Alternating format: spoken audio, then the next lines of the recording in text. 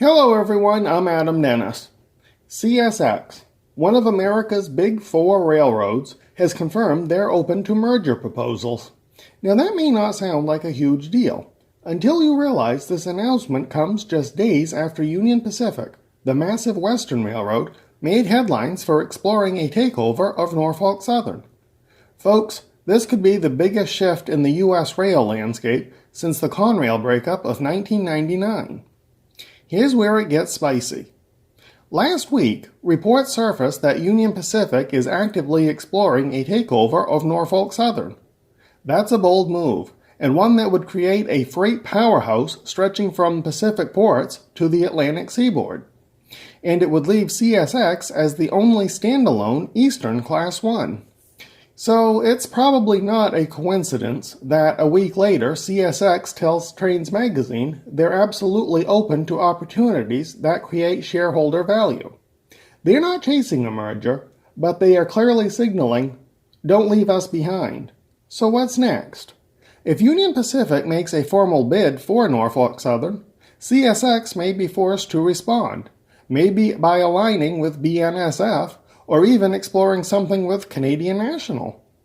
If regulators frown upon a UP plus NS combo, and they very well might, CSX could try a preemptive alternative to stay competitive. Let's not forget, these aren't just business deals, this is geopolitical infrastructure. Railroads move the economy.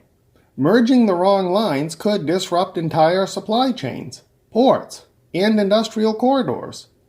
Bottom line, the Big Four might not stay four for long.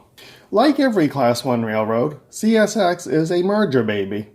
Here are just some of the fallen flags that built today's CSX. Seaboard Coastline, which itself is a combination of the Atlantic Coastline and Seaboard Airline.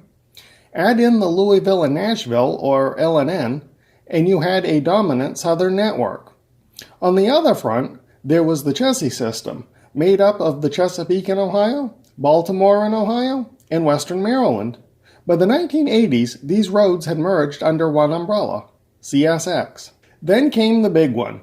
In 1999, CSX and Norfolk Southern carved up Conrail, a federally backed consolidation of bankrupt northeastern roads like Penn Central, which itself was a failed merger project. NS got a bit more mileage, but CSX gained crucial access to the industrial Midwest.